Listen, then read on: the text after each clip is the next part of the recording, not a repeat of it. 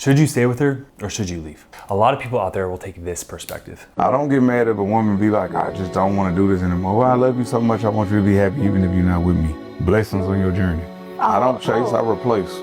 Others will tell you to just fight it out. I'm not a fighter, I'm a lover. I don't, no, because if you're a lover, you gotta be a fighter. How so? Because if you don't fight for your love, what kind of love do you have? No, I'm kidding. This video has one goal, to give you clarity. But we must first be honest with ourselves. You must be honest with where you are right now. You're at an important crossroad, one of the biggest, most impactful decisions you will ever make in your life. And there is a right and wrong decision to be made here. I'm not trying to stress you out, because I know you are constantly being pulled closer and further away from them every single day. There's those moments where hope rises. There's moments of connection like you used to have, peace and love, like the day you guys first met. That gives you that desire that, oh my gosh, we can make it. Just to be absolutely shattered hours later when you two are bickering and you don't understand each other at all. It is agonizing to feel stuck. Your life is on hold.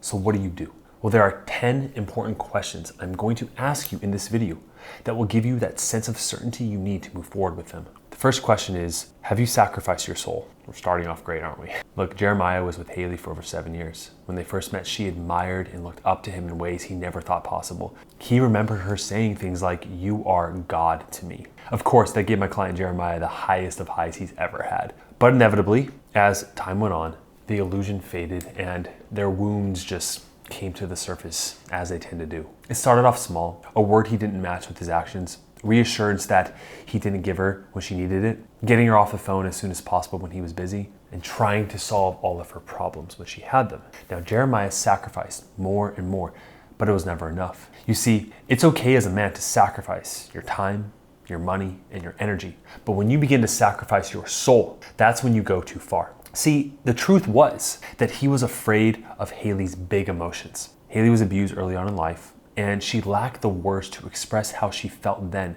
So every time she got triggered by Jeremiah and she felt unsafe, she also lacked the ability to express how she really felt. So when Jeremiah first felt her anger, masked as pain, he recoiled, he dismissed, and he tried everything he could to make her feel better because he was uncomfortable with her emotions. Well, that only made Haley feel more unseen.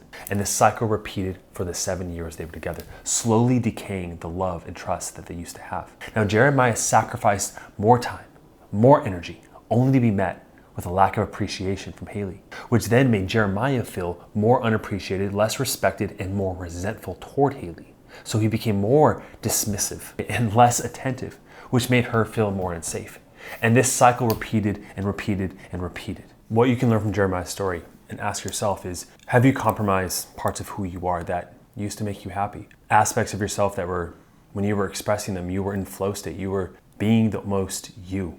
Whether it was certain hobbies, hanging out with friends, having that sense of freedom that are aligned with your values, right? Things that she was originally attracted to. It's one of the biggest flaws I see with a lot of the guys we work with, that they, as a good man, you do sacrifice, but the one area you don't sacrifice are the things closest to who you actually are. It's like giving away pieces of yourself and there's nothing left. And so she has nothing left to love. All right, the second question is, have you cleaned up your side of the street? Now, this has everything to do with extreme ownership. One of the other biggest flaws I see with men is this: scrolling on social media for about 20 minutes.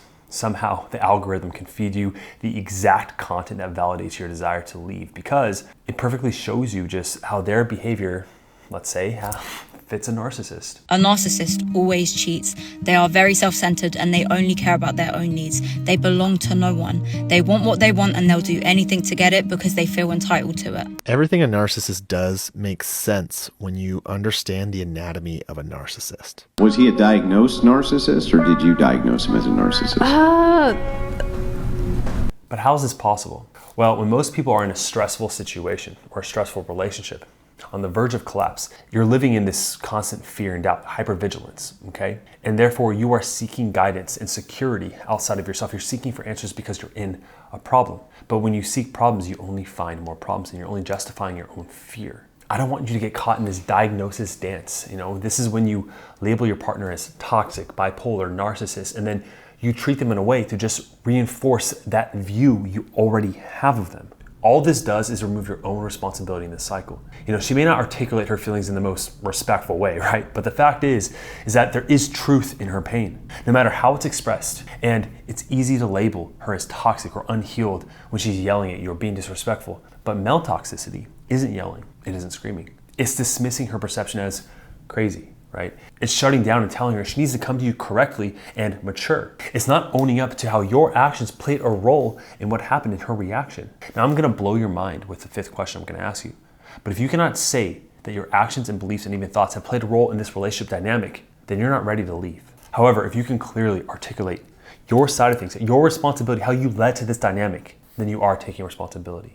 But any blame on her, then you're shifting the focus away from yourself and you're losing your own power. The next question is, can you articulate her side of things better than she can? If she were to come to me and I was to have a one-on-one conversation with her, and I said to her, does he understand your perspective? Does he know how you feel and why the relationship is where it's at from your side of things? What would she say? If it is not an unequivocal, yes, he understands, then you're not ready to leave. The next question is, do you like yourself better with or without them? Now, this one can be tricky because most people will take their negative moments in the memory when I ask them that question and they'll judge that. When I say, do you like yourself, okay, when you're alone, I mean being by yourself, right? Most men I know, they can't be alone, right? Or they never learned how to.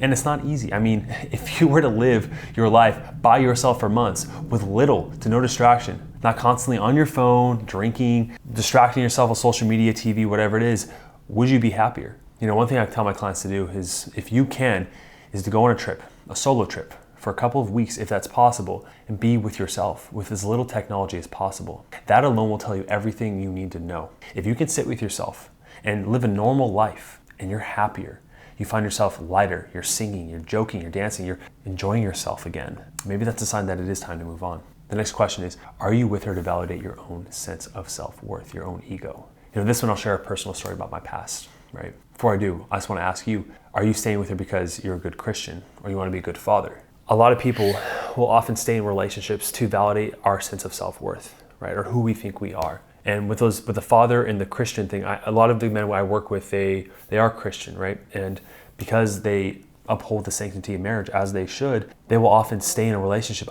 Look, I knew one guy, he came to me, and most guys I will say to stay in the relationship, as you can tell from how I answer a lot of these questions for you. But he came to me, and out of the thousands of men we worked with, there's only 2 or 3 that I've actually come across like this. But he was telling me how his wife was physically abusive to him. And she would just yell at him, call him the worst names, hit him, throw things. She drank. And he's like, I can't leave her though, because the kids, And I told him, I said, I don't want to hurt you or, stab you even further. He had a son and a daughter. But what I told him was, what if you find out later on in life that your son is in a marriage where his wife is constantly doing the same exact thing your wife is doing to you?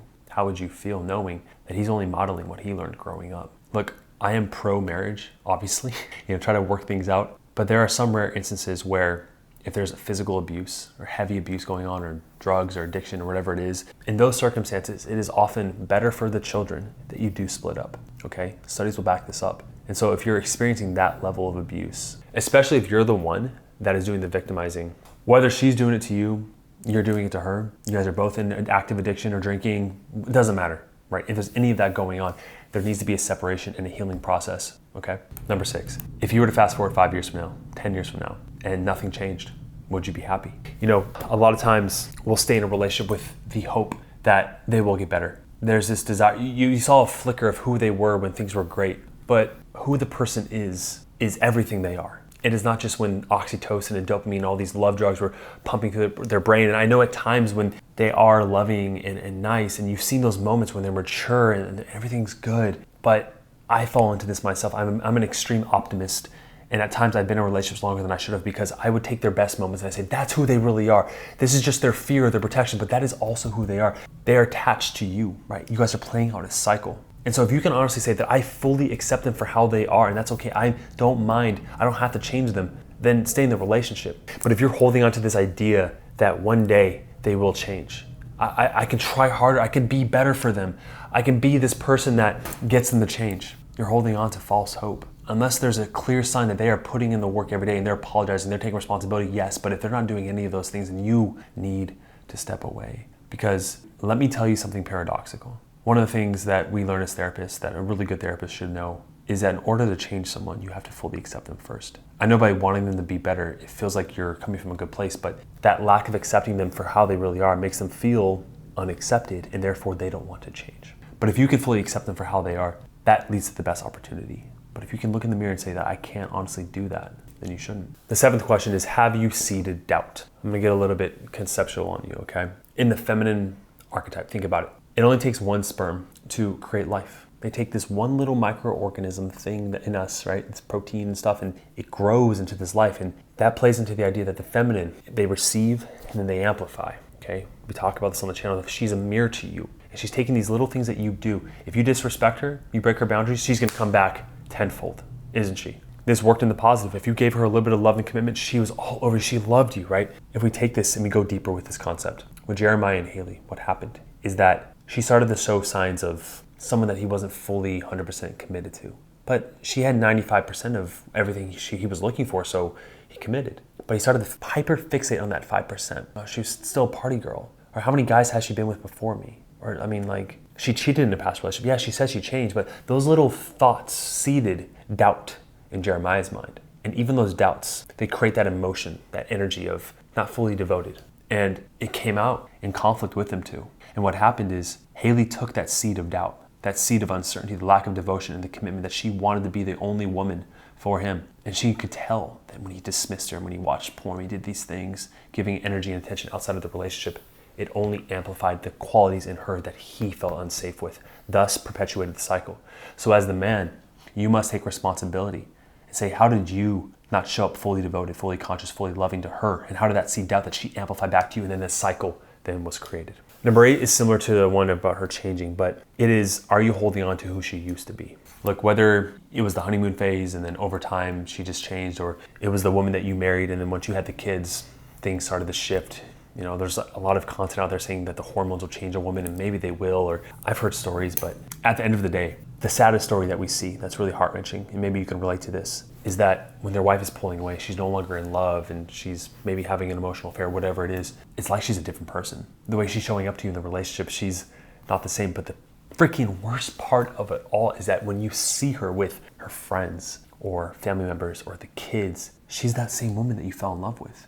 Like, she can tap into that.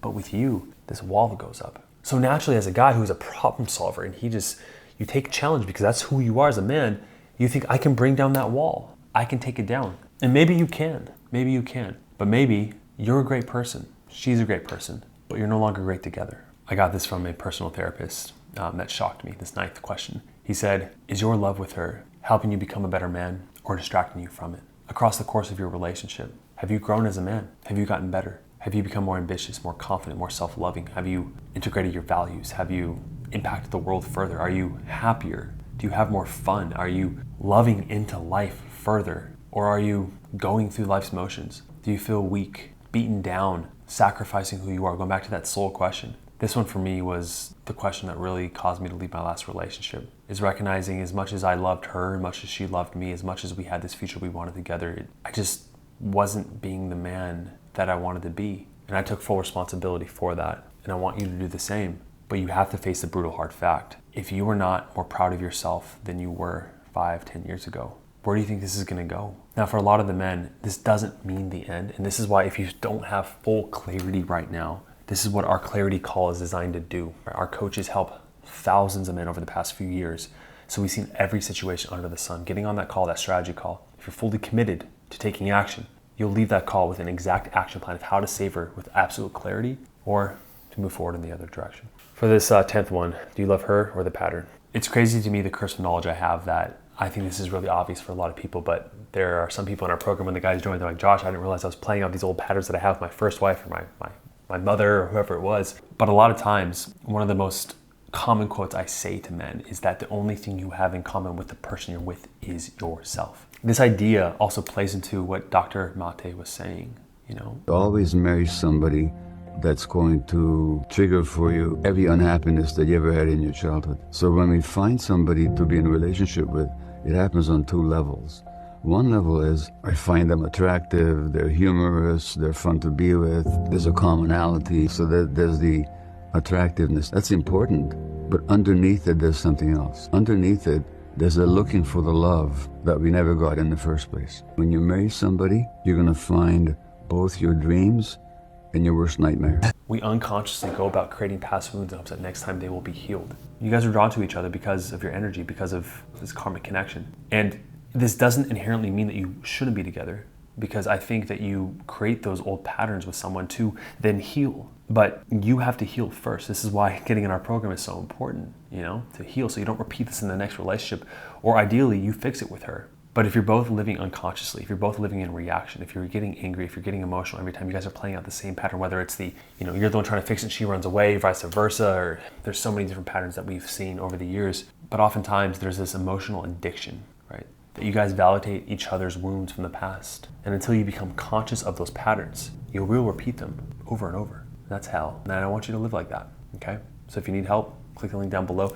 Here's an amazing video on a guy's marriage that we saved from the brink of divorce. Beautiful story. Click on that if you want to watch it. And thanks for watching the video. I'll see you in the next one.